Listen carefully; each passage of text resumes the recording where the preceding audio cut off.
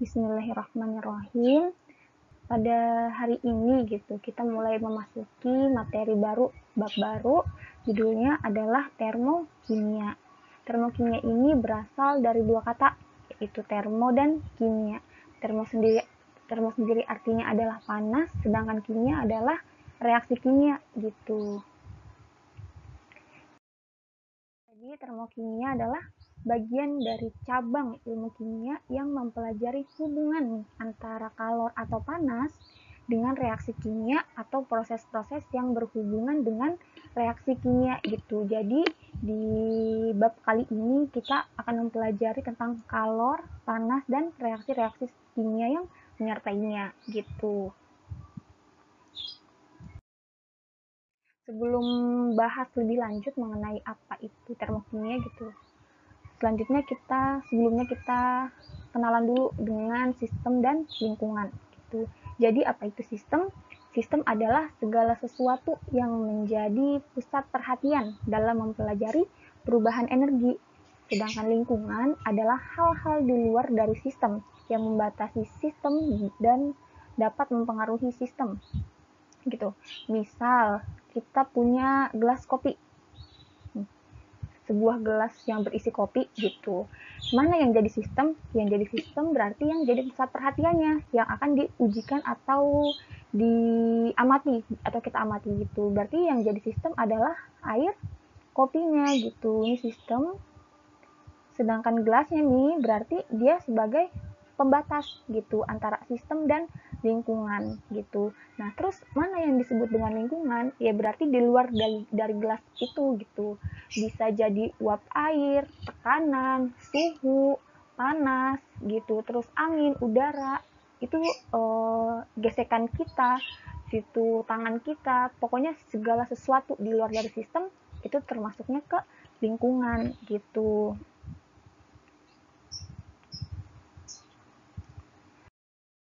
Nah, sistem sendiri itu dibagi menjadi 3 jenis. Yang pertama ada sistem terbuka, kedua ada sistem tertutup, yang terakhir ada sistem terisolasi. Nah, kalau sistem terbuka berarti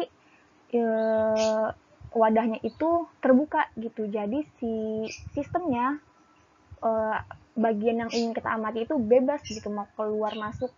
Misal ada gelas berisi air gini. Nah, ketika dia kena panas nih, kan panas bisa aja ya keluar masuk gitu lewat gelasnya atau lewat atasnya gini. Nah, kalau misalkan sistemnya terbuka, uap airnya ini bisa keluar atau masuk dengan bebas gitu. Nah, sedangkan kalau sistem tertutup, sistemnya itu tertutup nih, tertutup di atasnya tertutup, yang bisa keluar dan masuk hanya panas aja gitu karena bisa terserap atau bisa terserap oleh gelas ini wadahnya. Nah, sedangkan sistem terisolasi panasnya ini sulit untuk masuk gitu. Panas itu sulit masuk. Apalagi uap air gitu. Uap air juga apalagi susah masuk. Contohnya apa? Contohnya ya sistem terbuka ya udah gelas aja isinya air tanpa ditutup. Itu masuknya ke sistem terbuka karena airnya itu uapnya bisa aja keluar masuk, bisa juga kemasukan debu, kemasukan uap air dari luar, kemasukan tekanan, masuk pokoknya segala sesuatu gitu bisa masuk gitu. Nah, sedangkan kalau sistemnya tertutup, contohnya ada gelas berisi air tapi atasnya ditutup gitu. Kan yang bisa keluar dan masuk hanya panas aja ya lewat si gelasnya ini gitu. Nah, sedangkan uap air, udara, guncangan itu sulit gitu untuk masuk. Nah, kalau misalkan sistemnya terisolasi, contohnya adalah termos gitu. Termos itu kan terbuat dari bahan gabus atau busa ya pinggirannya, itu digunakan untuk mencegah supaya panas dari luar itu susah masuk gitu, dan panas dari dalam juga susah untuk keluar. Jadi bisa digunakan untuk mempertahankan air panas gitu biar suhunya tetap panas gitu. Nah, selanjutnya sistem itu kan kita tahu ya tadi bisa menyerap atau melepas panas. Nah, panas ini disebut dengan kalor. Nah, jika sistem itu menyerap kalor berarti sebagian energi yang diserap itu digunakan untuk melakukan kerja.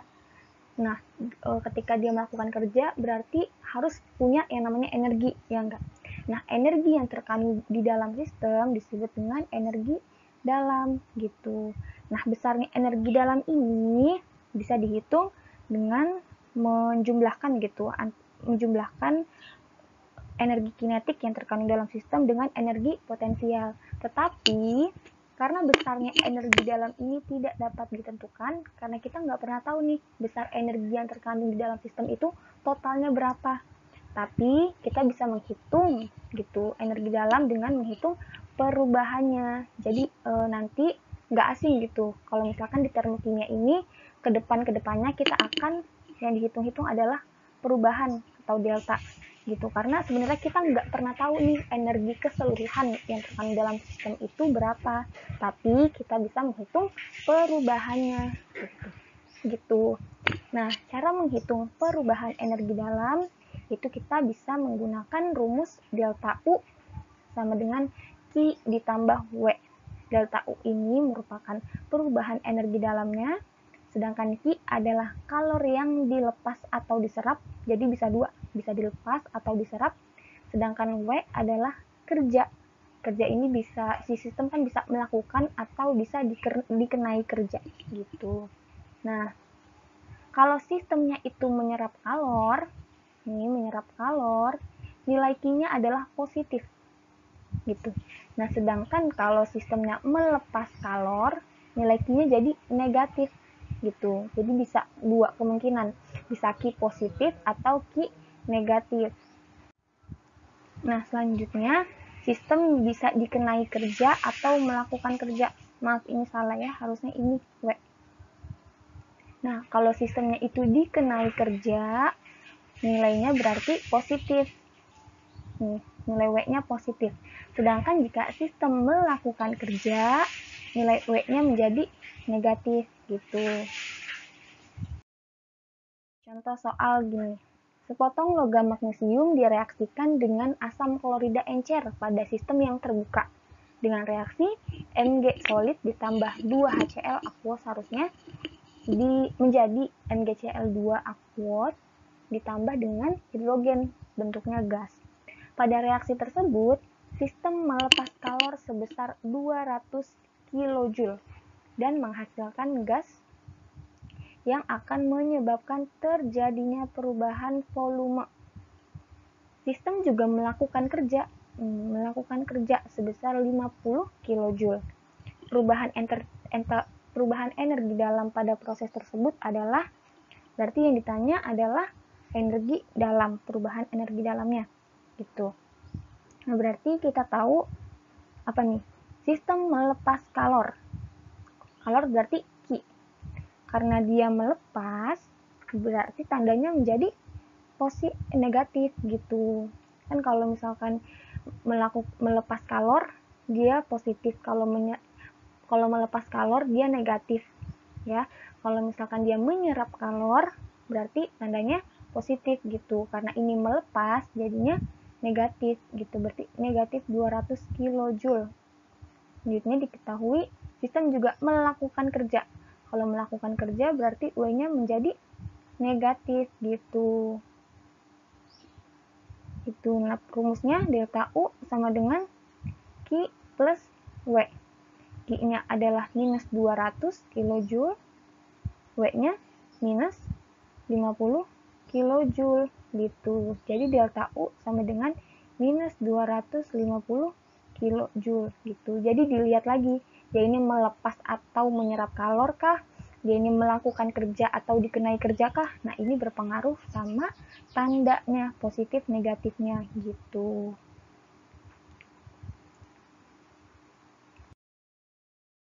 Nah, selanjutnya kita belajar apa itu perubahan entalpi.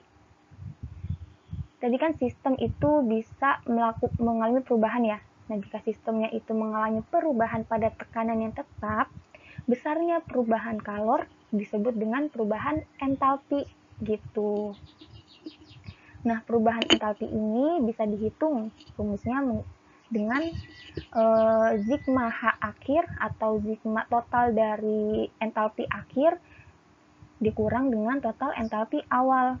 Kan kita tahu ya, ini awal akhir ini maksudnya adalah produk, yang awal ini adalah reaktan gitu. Kita tahu kan ya, persamaan reaksi, dalam reaksi itu ada yang namanya reaktan menjadi produk gitu. Nah, untuk menghitung delta H-nya, kita harus notalin gitu, mentotalkan jumlah dari H akhir atau H produk nih yang ada di produk dikurang dengan total entalpi yang ada di awal atau reaktan gitu. Nanti untuk contoh soalnya ada di video selanjutnya atau di akhir video, nanti lihat aja. Kita sudah mulai tahu bahwa termokimia ini sistem itu kan bisa menyerap atau melepas kalor gitu. Bisa kalau nggak melepas ya dia menyerap. Nah, karena bisa dua kemungkinan ini, makanya reaksi termokimia ini dibagi menjadi dua, yaitu reaksi endoterm dengan reaksi eksoterm gitu. Nah, kalau reaksi endoterm pengertiannya adalah reaksi perpindahan kalor dari lingkungan ke sistem.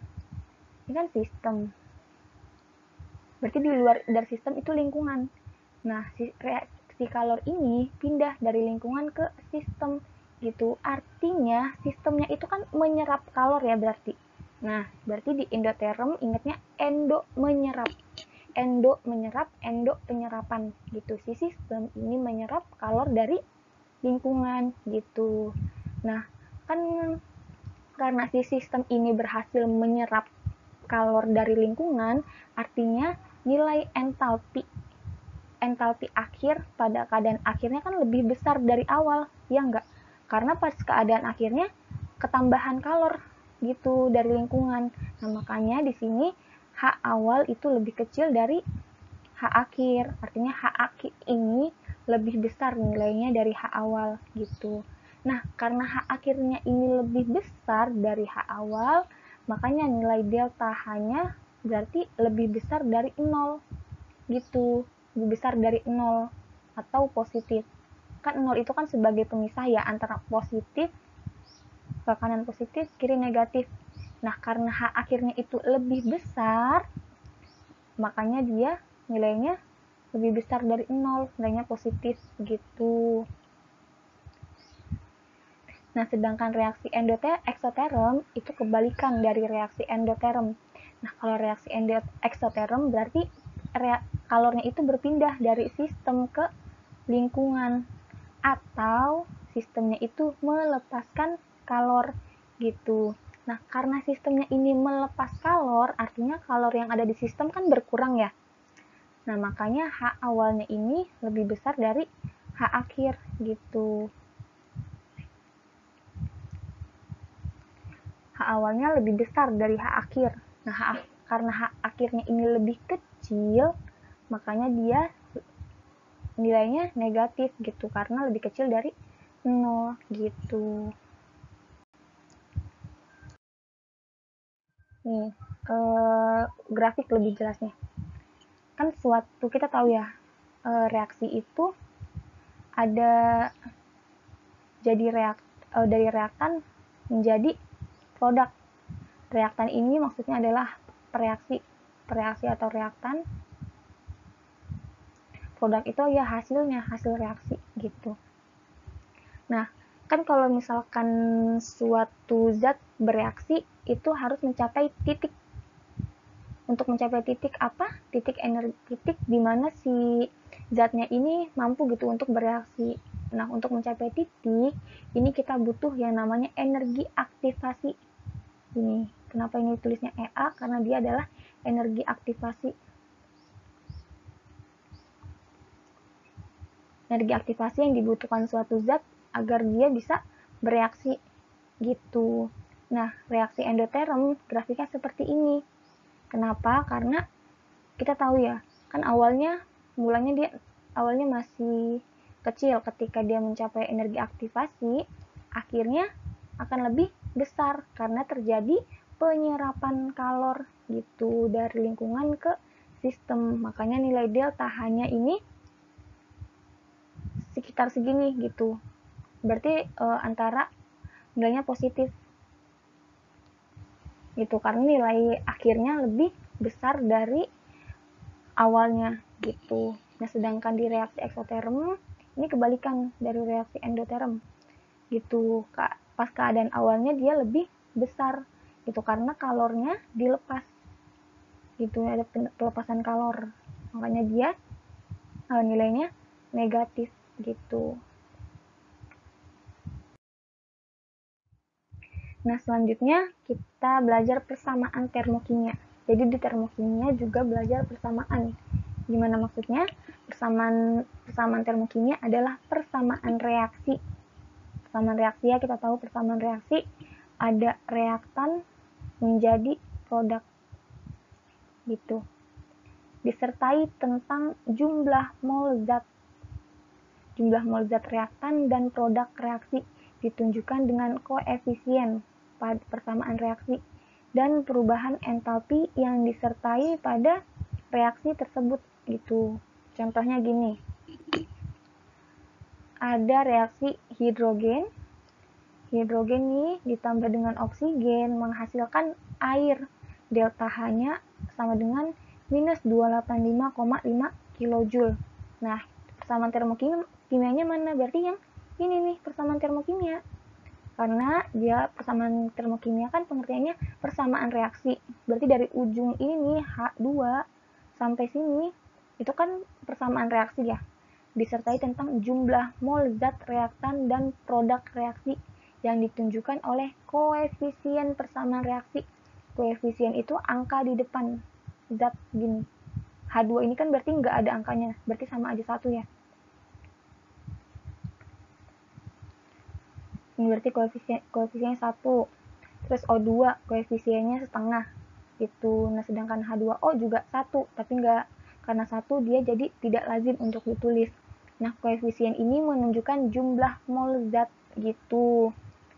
Dan perubahan entalpi delta H. Jadi di samping reaksi kimia ada nilai entalpinya, nilai perubahan entalpinya sebesar sekian gitu.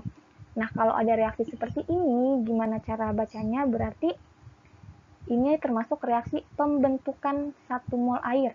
Karena dia dibentuk nih. Reaksi yang digunakan reaksi untuk membentuk ini nih, H2O. Disertai dengan perpindahan kalor dari sistem ke lingkungan sebesar 285 kJ.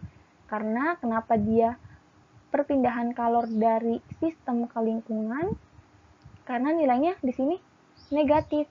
Kita tahu ya, berarti kalau tandanya negatif tadi masuknya ke reaksi eksoterm. Nah, reaksi eksoterm itu kan sistemnya melepas kalor gitu, berarti kalornya lepas dari sistem ke lingkungan gitu maksudnya.